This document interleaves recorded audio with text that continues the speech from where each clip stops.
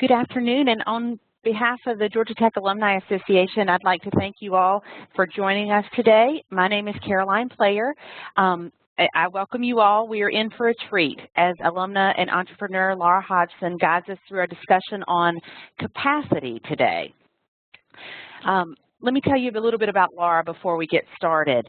Lara is president and CEO of Now Account, and she has launched product and service businesses, raised capital, and served in executive management roles with Nourish, a patented consumer product for children, Insomnia Consulting, an infrastructure development company, Dewberry Capital Corporation, a $400 million private equity firm in which she was founding principal, Dunk, a performance footwear and apparel brand, and IXL, an internet development company. Lara has extensive experience in brand development, corporate strategy, business development, marketing, and operations. And Lara's worked with companies such as Nike, Coca-Cola, Home Depot, Keds, and others. Lara received an MBA from the Harvard Business School and a bachelor's in aerospace engineering with highest honors from Georgia Tech, where she was a scholarship member of the varsity track team, was named one of the top 20 students in the U.S. by USA Today, and was selected to study in Japan with the U.S. Department of Defense. Lara also served as an ambassador to Lebanon for the 1996 Olympic Games. Lara is an adjunct instructor in graduate classes in finance at Georgia Tech Scheller College of Business and serves as a founding board member of Atlanta Heights Charter School. She has served on the boards of Flag Bank, Society of International Business Fellows, Central Atlanta Progress, and Georgia Tech's Alexander Tharp Fund. Lara is a member of the Leadership Atlanta class of 2004 and the Leadership Georgia class of 2005. She was honored by the Georgia Tech Athletic Association with the Total Person Alumnus Award and by the Georgia Tech Women in Engineering as Alumna of the Year. Lara is a member of the Georgia Tech Young Alumnus Hall of Fame and is internationally recognized as a speaker on innovation and creativity. So we're very lucky to have her here. Just by matter of housekeeping, our presentation will be about 45 minutes or so. We'll definitely open up at the end for Q&A, which we'll handle by chat function. If you happen to notice that you're not currently on mute, just to avoid any background noise, go ahead and click on that microphone beside your name so that you can mute yourself. As I said, we'll do questions via chat, and that chat bubble is in the upper right-hand corner, so you can just click on that to pull down that window. So without further delay, let me turn the presentation over to Lara. Thank you so much, Lara. Thanks, Caroline. Well, it's certainly a pleasure to do this once again. I feel like it's been my Georgia Tech week because I spent Saturday I was on campus presenting to the finalists for the President's Scholars program. And I have to say it was amazing to meet these young people. I'm pretty certain I wouldn't get into Georgia Tech anymore. But I think what was interesting is what we were talking about with a lot of the incoming students was really about capacity as well, but we were talking about sort of personal capacity. So I think as we go through this discussion today and some of these slides, it's interesting to think about how these concepts apply to you as a person as well as your company. Because not only are we all trying to grow the capacity of our companies, but part of the limiting factor often to doing that is our own personal capacity. So to the extent you guys want to talk about that side of things too, in terms of, you know, how do you balance things and free up your own personal capacity, we can talk about that too.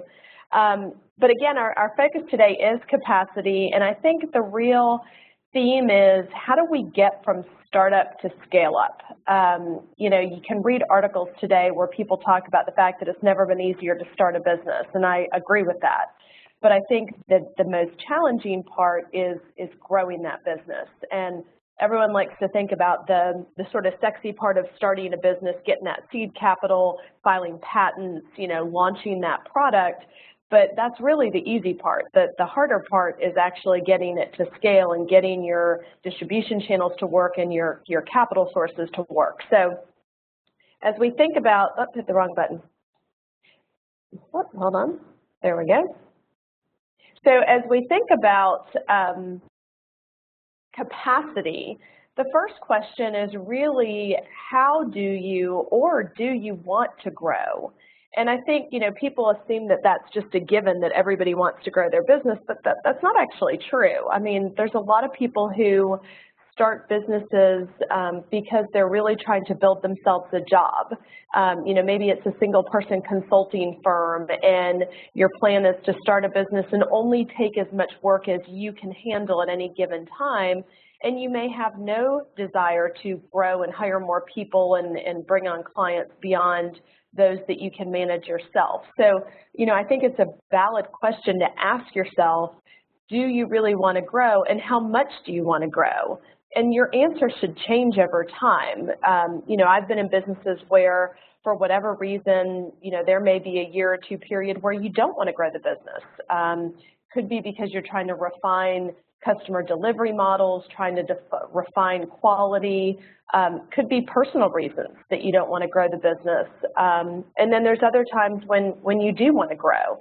Some of that could be intentional and some of it can be opportunistic. But I think all of the things that we discussed in the coming slides really rely on the answer to this first question, which is, do you want to grow? How fast do you want to grow? How aggressively do you want to grow? And is your growth depth, like vertical? Are you trying to grow deeper into one area, or are you trying to grow the breadth of your business, i.e. serving different types of customers, different industries, different types of products that you're taking to market? Because whether you're growing in depth or growing in breadth will change the answer to, again, a lot of these questions. And so as we think about the 4 components that you need to grow your business, you need customers, and we talked about that last month. You need capacity, which we're going to focus on today.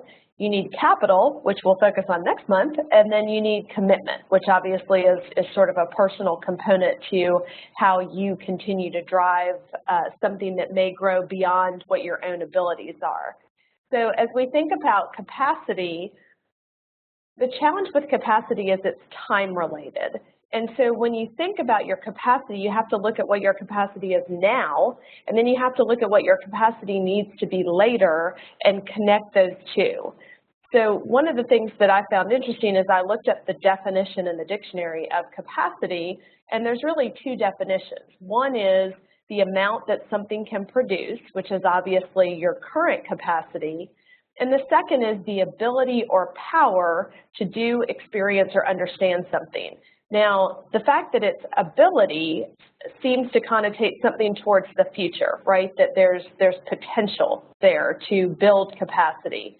And what I think is interesting is my favorite definition of entrepreneur is a person who pursues a goal without regard for resources currently in their control.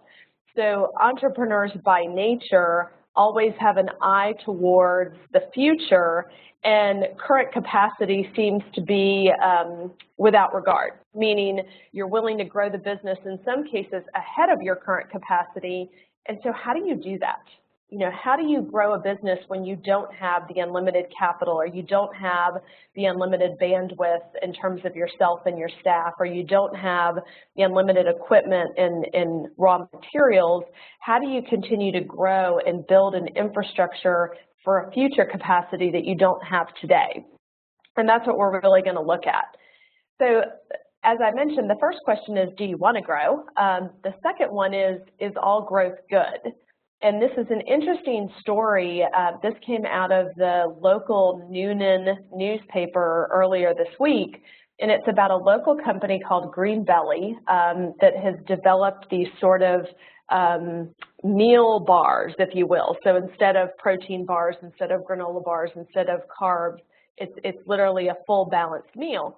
And when I saw this article, I was really intrigued with what they were doing, because in my former life, I had started a bottled water company that I patented and ultimately sold not only directly to consumers, but ultimately through Whole Foods and Kroger and other large retailers. And so I was intrigued to read this young man's story. And it was a story that I've read so many times, and it pains me every time I see it.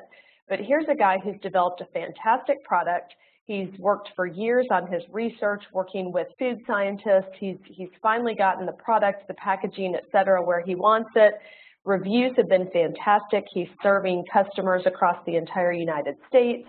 Orders are starting to fly in, but as you see in the lower left, it's put him in a tough spot. He's now in a position where he can't continue his business because the very thing that should have been the signal for success has actually put him into a capacity problem.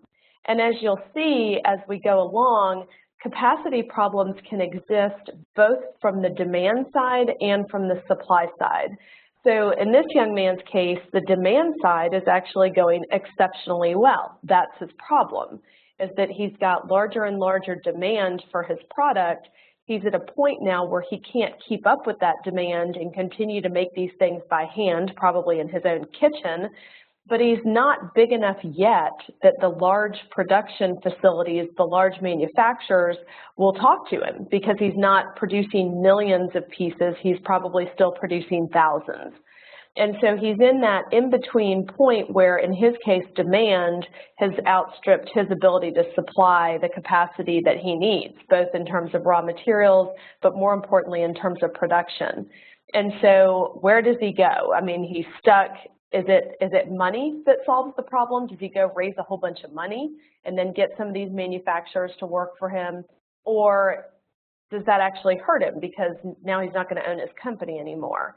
And so these are the inflection points that you come to where the very thing you worked hard for, the growth that sort of puts your business to the next level, is also the same thing that can put you out of business. And so as I think about capacity, I really think about two stages. I think about the startup phase and I think about the scale-up phase. And as I think back to when I had first launched Nourish, the product that I had designed and patented, and I think back to the startup phase, I thought about capacity very differently. In fact, most of my thoughts on capacity were about my personal capacity. The startup phase really was quite easy, and as I mentioned earlier, you know, it's probably even easier today to start a company than it was when I started Nourish.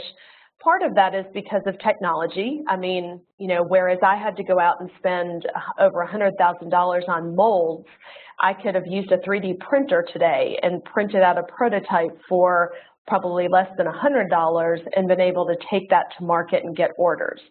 So my startup cost would have been exceptionally low. The barriers would have been very low because I could have essentially made my prototypes myself, as opposed to having to convince a molding company to take me on, knowing that, you know, they were going to have to wait for me to pay them hundreds of thousands of dollars. But at the same time, as I thought about the start of my business, I wasn't thinking about capacity in terms of it being a limiting factor. In fact, if anything, I selected my first partners and my first customers because they wouldn't stress my capacity. My personal capacity was stressed because I was doing everything, but the company's capacity wasn't stressed because we weren't taking large orders. All of our mindset around building that company was how do we minimize capital outlay, prove the market wanted the product, and prove that we could deliver it. So we weren't trying to get large orders. We weren't trying to ship millions of products. In fact, if I think through my mindset, every time I went to a vendor to try and source the bottles or the closures or the labels or the case boxes, all of my questions were around what's your minimum order? What is the minimum amount of capital that I can put out to get my first run of product completed? Now, because I was trying to put out minimal capital to get started, my per piece cost was exceptionally high, both in terms of real dollars because I was doing small runs on parts, so I was paying more per piece, but also in terms of human capital because we were doing a lot of things manual that ultimately we would automate as we got to larger and larger orders. But again, in the startup phase, your focus is less on capacity and it's more on the quality of the product, your personal capacity, and the ability to just prove that it works.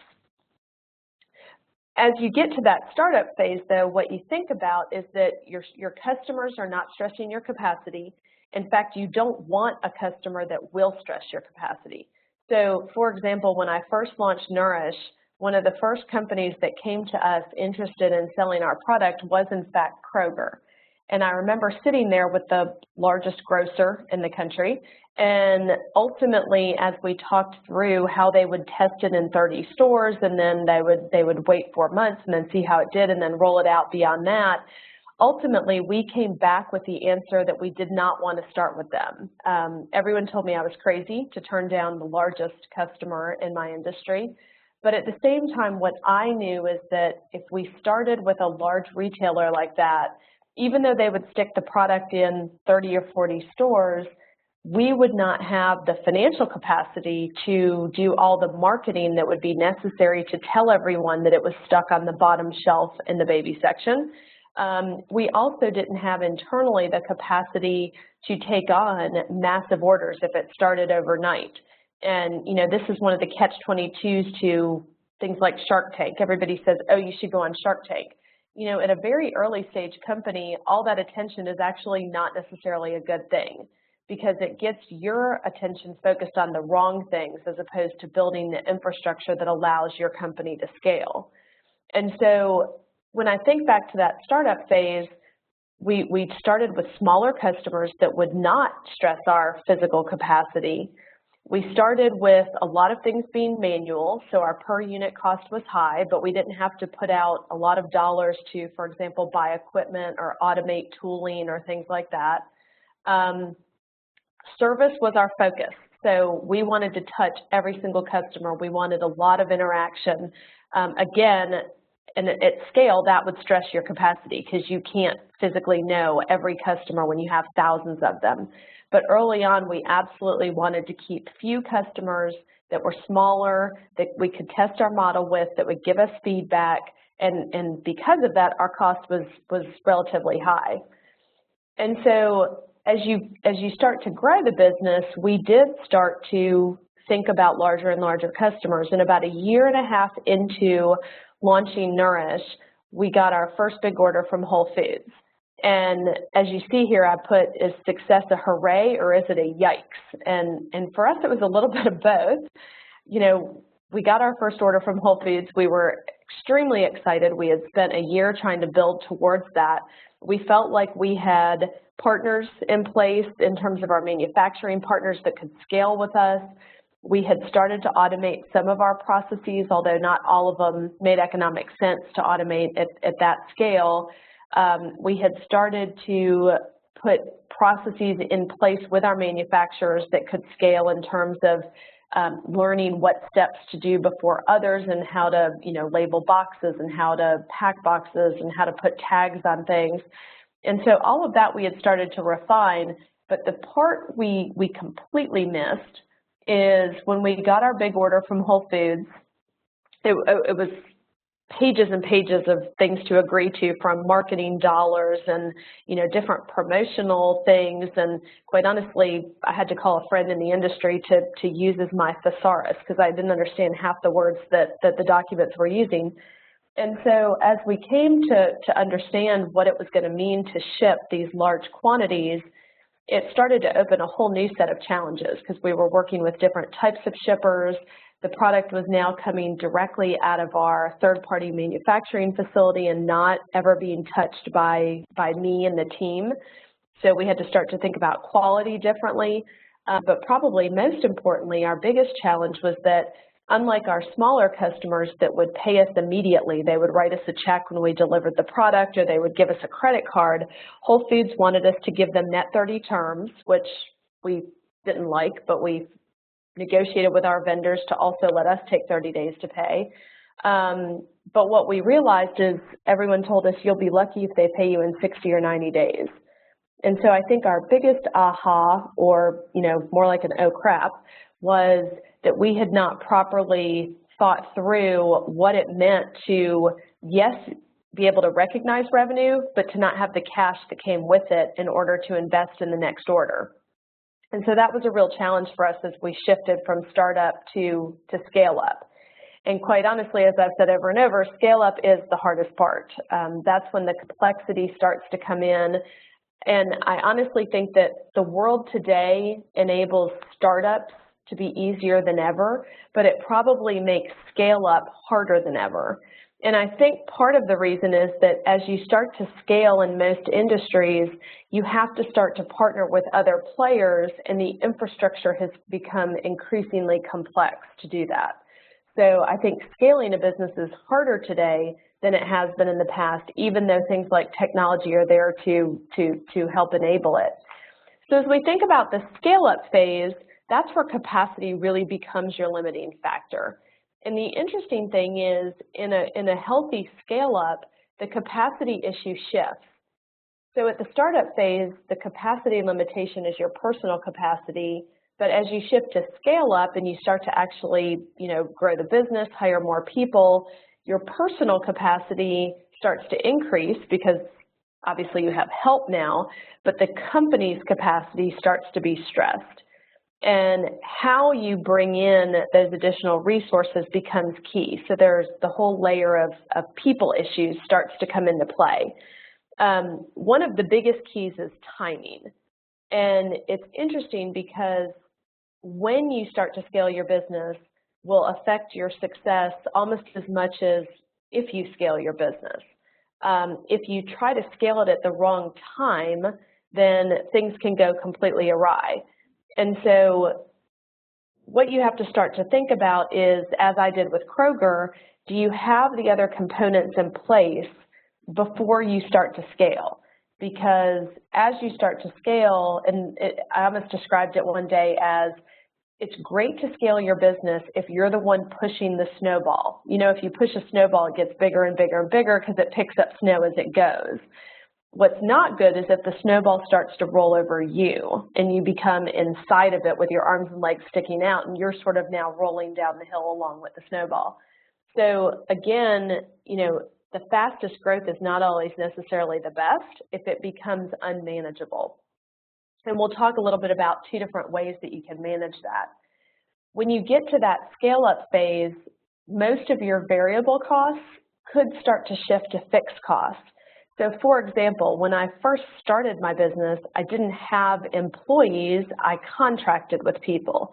So again, that was fairly variable in that I could bring on a salesperson and I could just pay them on a sort of contract commission basis. If they sold something, I paid them, and so I only owed them money if I had actually sold something. But as you start to grow and you need people to spend more and more time dedicated to your business, those costs tend to shift to fixed costs. Likewise, if you're in the manufacturing space, some of your variable costs will also shift because, for example, when we started Nourish and we were a very small volume, our filler allowed us to basically use some of their equipment, their components, and we paid on a per unit basis. So again, it was variable. But at some point, as you get larger and they need to maybe dedicate a line to you or set up special equipment for you, that starts to shift to fixed cost. And so again, being able to look at the growth and determine at what point you're ready to shift variable over to fixed is critical, because if you do it too early, the fixed cost can kill you. If you do it too late, then your per unit cost gets to be too high and you're not profitable, or you can't compete on price with the rest of your market. So as you think about that, that goes hand in hand with the next piece, which is as you scale, your manual should, in most cases, shift to automated. The things that you were doing by hand because you couldn't afford to buy the equipment now become things that are automated because you can invest in the equipment or the software development or some of the other automation tools that are at your disposal. Again, the timing on that is key, and it's not all at once. I mean, you typically will shift some pieces of what you're doing as you continue to grow. And then what was most interesting to me that I experienced is things that had started in-house shifted to become outsourced, but a lot of the things I had outsourced shifted back to in-house. And it was interesting because I didn't expect it to be a two-way shifting. You know, things that I had been doing myself as I scaled, I started to hire an outside marketing company or hire an outside PR company. But then there were things that I had been outsourcing that as I continued to grow, I then had the scale to do them in-house. And so being able to switch those things in and out is a challenge. I mean, for a lot of us, our management style is better geared to one or the other. Some of us are really good at managing outsourced resources, but we're not so good at sort of managing in-house, building staff and all the administration that comes with it. And some of us are the opposite. We're great at managing our own staff, and we're really awful at managing third-party, contractors. So the ability to do both of those and switch back and forth becomes key. And so what's interesting to me is at almost any stage of your business, you have to think about, do you want to scale it in-house or do you want to scale it outside? And the decision that you make will directly affect your strategy. So I'm going to go through these and then I'm going to give you some examples of how I've done it in 2 or 3 of my different businesses and share with you all the things I've done wrong too. So from an in-house perspective, if you scale something in-house, you certainly can control the speed. That's a good thing because you can control how fast you scale it.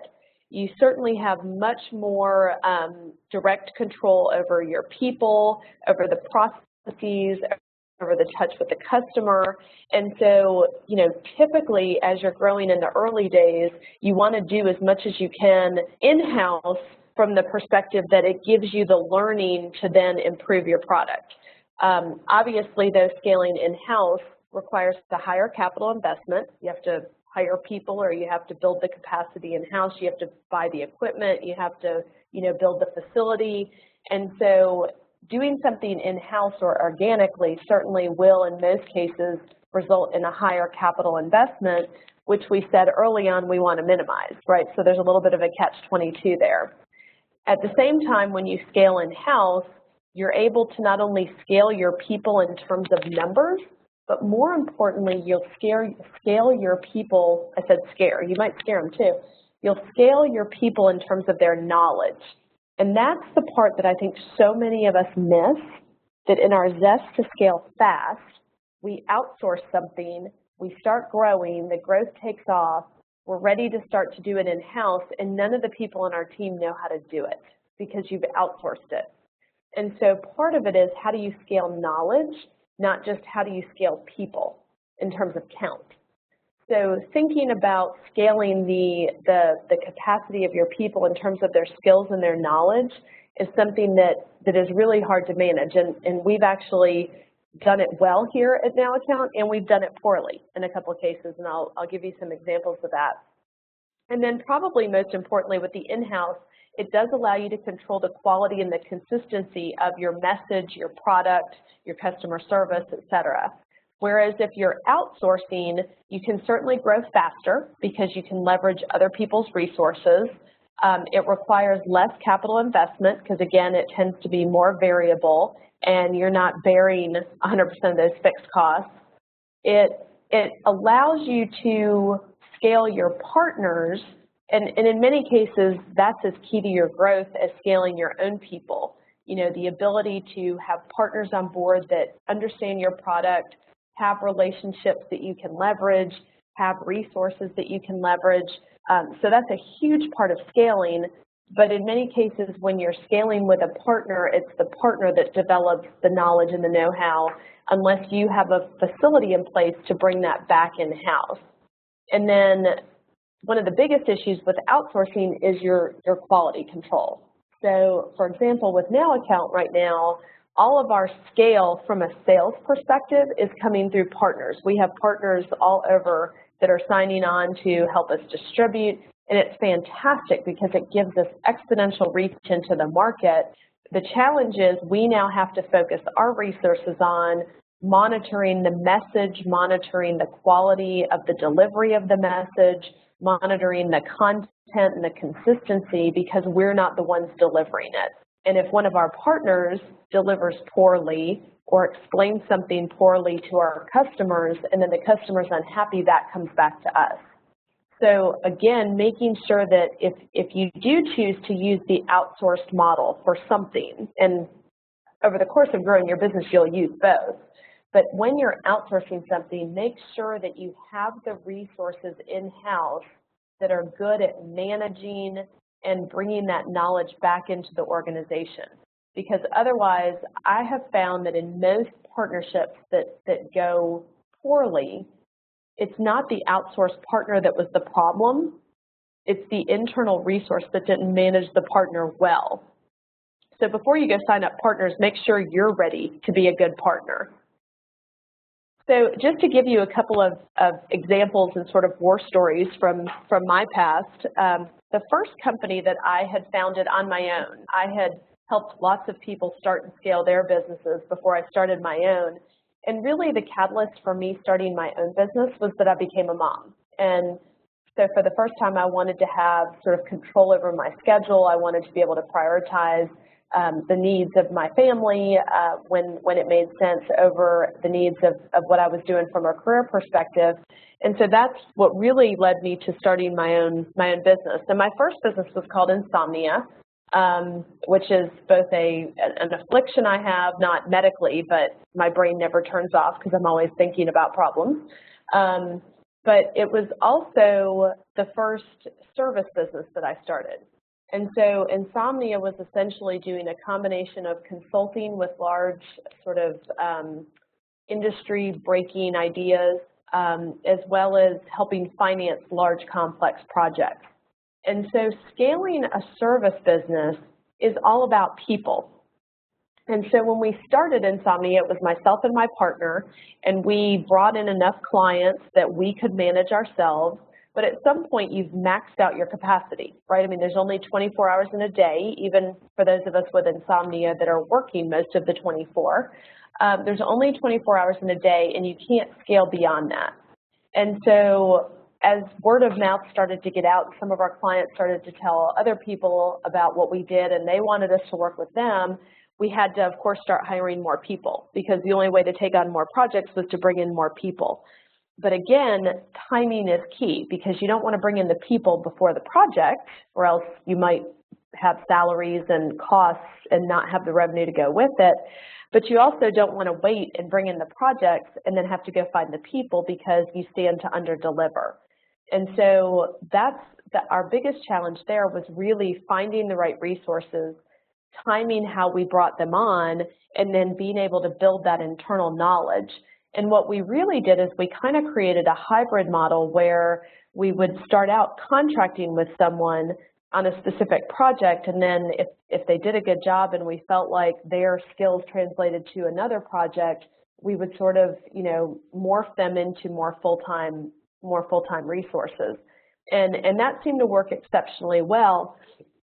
It also allowed us to dial the company up and down pretty quickly, which again, if part of what you're trying to do is manage sort of, you know, changing priorities in your personal life, as I was, it was great because we could take on more clients if we had a, you know, 3 to 6 month period that I knew that I had the capacity, but then we could dial it down if there was a period where I knew I was going to want to focus my time somewhere else. So, you know, from a service perspective, that model seemed to work pretty well. Our challenges with Nourish were completely different. Nourish was a product company, and, you know, we launched that product because we had an idea, designed it, patented it, and as I mentioned before, we didn't have 3D printing readily available at the time, although now I have one that my 9-year-old thinks is the greatest toy maker on the planet. But at the time, we didn't have one, and so we had this idea. We went out and we met with, as I mentioned, Kroger. We met with Parody Shops that does newsstands at the airports. And really, we sold them on the concept before we had ever made the actual product. And so our initial capacity issue stemmed from access to capital. Once we got the money to make the molds, we were able to make the molds. And then we started to have the same capacity issue that the gentleman from Greenbelly that we talked about earlier was. So we had the money, we were making the product, the customer loved the product. In fact, the problem was the customer loved the product. And so the first challenge we had before we got to the Whole Foods challenge, the first challenge we had is that Nourish was featured in a number of baby publications like Baby Talk and Parents Magazine, not because we had gone out to get the PR, but because the product had been picked up at a number of events and people wanted to talk about it, which you would think is a good thing, except that what started to happen is people started coming to our website wanting to buy product, and we were only really set up to sell cases.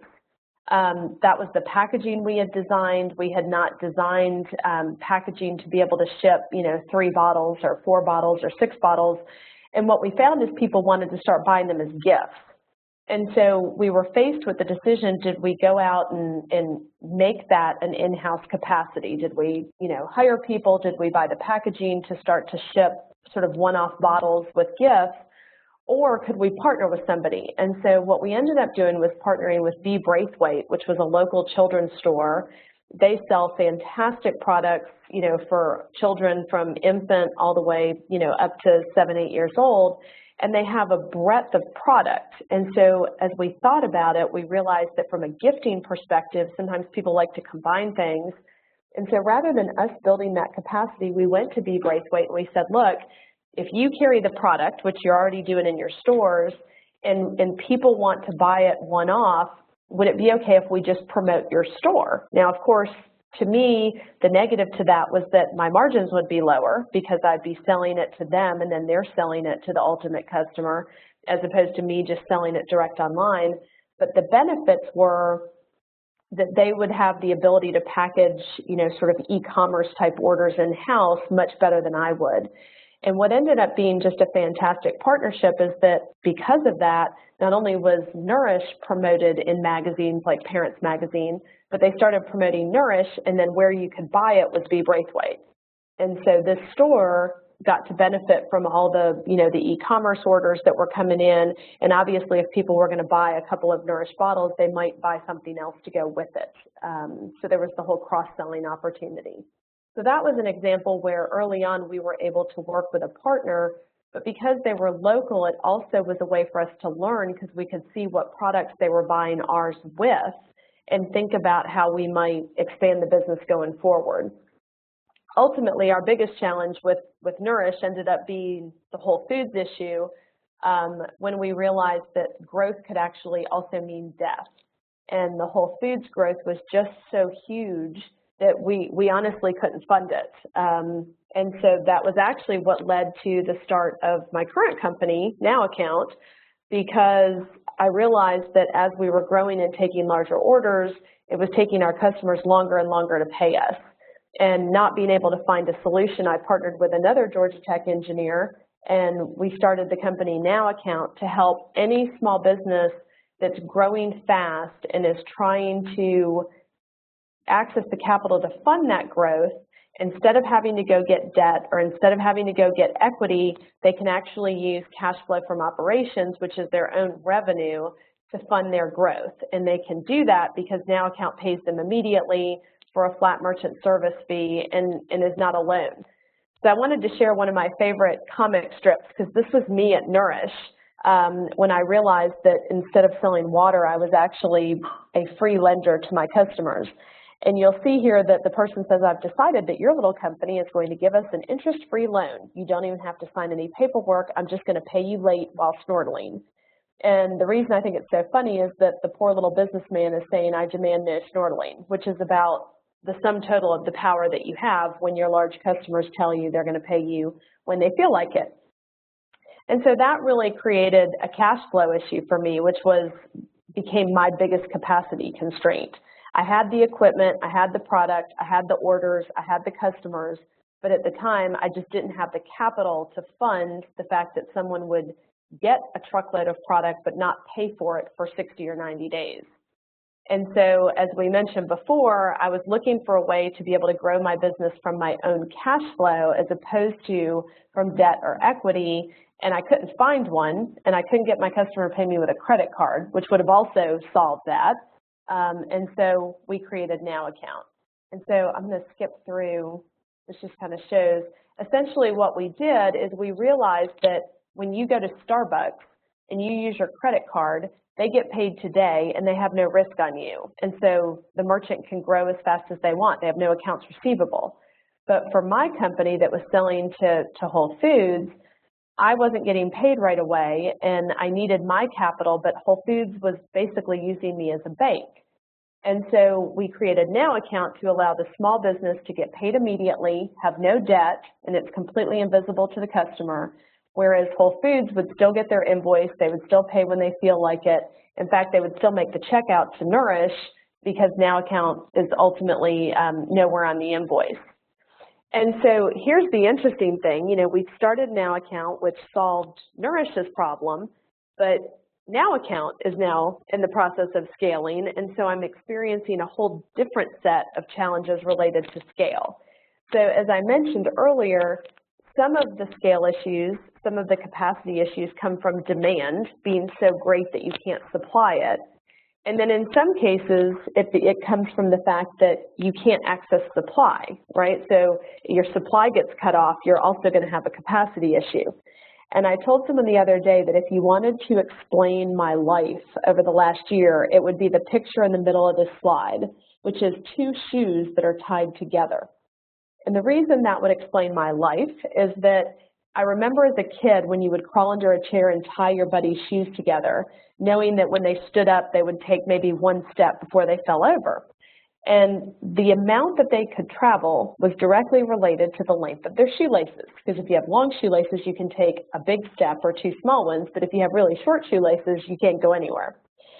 And that's really what my scaling capacity issue is today, is timing the supply and the demand to match.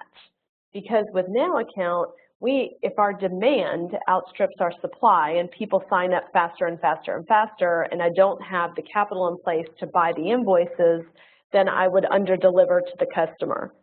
But at the same time, if I go out and I close the $100+ million of term sheets that I have for lines of credit to fund buying more receivables, and that gets too far ahead of the demand, then it's going to be too expensive and I'll be paying too much interest and it won't be profitable anymore. So again, that challenge is balancing. And if you think about it, if your shoes are tied together, the only way to get from A to B is not to take a big step. It's to take lots of little ones. And so again, you're sort of moving one foot incrementally in front of the other, the next one, the next one, the next one. And that's really how, up until now, we've been growing Now Account until we get to the point where we've got all the pieces in place to let the steps get a little bit bigger. And so as we think about scale, we've used a really interesting strategy that, quite frankly, as I think back, would have been invaluable in my former companies. And it's really thinking about influencers. So do an exercise and kind of think through who's your target customer, and then ask yourself, what does that customer do in a normal day? What technology do they interface with? Who do they partner with? Who do they buy from? Who do they sell to? And make it a broad brainstorm, not just related to your specific product, but what are all the things they do in their daily life? And then ask yourself, how could you partner with some of those players as influencers? They may not be resellers, they may not become a direct part of your supply chain, but how could they influence? So for example, with Nourish, yes, we could easily go to Whole Foods, we could put it on the shelf, Whole Foods would sell it. But when you think about who some of the most important influencers are to moms of young children, it might be a pediatrician. So how could the pediatrician become an influencer to help drive the volume through your formal channel, which would have been Whole Foods? And so that's something we're doing with Now Account by partnering with banks and credit unions and chambers of commerce and folks that can influence our customer with a trusted relationship that we don't have. And so that's one thing to think about for yourself. How can you grow your company's capacity through influencers? And how do you grow your own personal capacity through influencers? Because again, that's what we do every day inside our companies, is we use others to help influence the messages we want out. And so I just want to finish, because we're right at 12:45. I've got this one slide left, which is all the mistakes, well, not all of them, because all my mistakes wouldn't fit on one slide or in one deck. It would need a large book. But when I think about some of the mistakes that I've made relative to capacity, it's not understanding all of the sources of capacity constraints. So as an engineer, I'm pretty good at looking at the operations process and seeing if I have capacity issues related to my raw materials or my employees or my equipment or my cycle times on my manufacturing process. But the part that I missed was some of the capacity related to my balance sheet. And I don't mean capital. I mean, I had money. That's an obvious need in terms of capacity. But what I didn't understand was how to best use that money. And so I joke that it's a little bit like a Seinfeld episode. You can go out to a bank and you can get a line of credit. Let's say you get a $500,000 line of credit. I actually thought that meant that you had $500,000 to use. And the challenge is you don't, because if you get a $500,000 line of credit and you use $500,000, you will have maxed out your line. That will hurt your credit score. You won't be able to get your line raised because your credit score will drop, and you won't be able to get access to other types of capital because your credit record will look bad, all because you used the money that someone told you you could use. And so that's why I think it's a Seinfeld episode. You can have the line, but you're not supposed to use the line. It's sort of like the car reservation. And so, one of the things that I really am now much more attuned to, and I would hope that you kind of look at this, and I'm happy to help in any way, is look at the types of capital you have, make sure that you're using the right money, the right type of money at the right time for the right use. And I'll give you an example. I cringe when I see people get a line of credit and then use it to buy equipment. That's the wrong match, because a line of credit is a revolving line. It's meant to connect with assets that turn, as opposed to a piece of equipment, which is a fixed asset. If you want to finance equipment, you should be looking at more of a term loan that lines up with the equipment that you're buying. So again, any dollar that you have is not equal. And make sure that the dollars that you have that look like capacity are matched with the right assets, or else the lifeline of one of them will outrun the other and you'll get into trouble. The next thing I realized is that people don't scale as easily as you would think. And I realized that I needed to stop hiring for skill sets and start hiring for mindsets, because a mindset can scale. I can teach you to do just about anything I need you to do, but I can't teach you how to think. And if you don't have that capacity for problem solving and being flexible and trying different things, then that will be one of the biggest hindrances of my capacity, as opposed to skill sets. Skill sets I can scale easily because I can hire 2 more people to do the exact same thing. But what I can't scale is mindsets.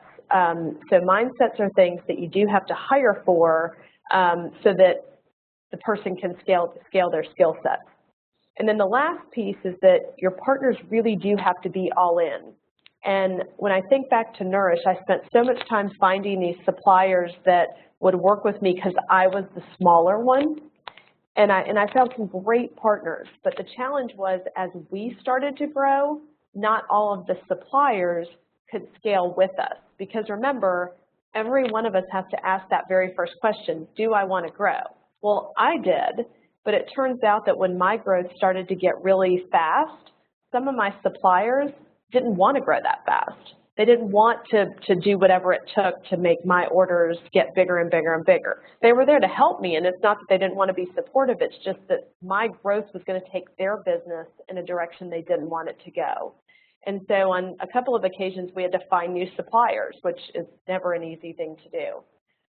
So again, make sure that you not only can answer that question for yourself, but that you can articulate your answer to your customers, to your suppliers, and to your partners, because if they don't answer it the same way, you're asking yourself for trouble. There are investors that I so wanted to have in Nourish because they brought great intellectual property, they had all the money that I needed, they had the energy, but I actually said no because I knew that their time horizon was different than mine. And I knew that in 3 years we were going to be arguing, and I didn't want to get there. And so, again, make sure that you communicate that with the partners in the game. And at the end of the day, I'm one of those who absolutely loves to see people grow their businesses fearlessly. but in order to do that, you have to have thought through some of these other things. Otherwise, you will be growing, but you will lose sleep at night every night because you're afraid of how you're growing.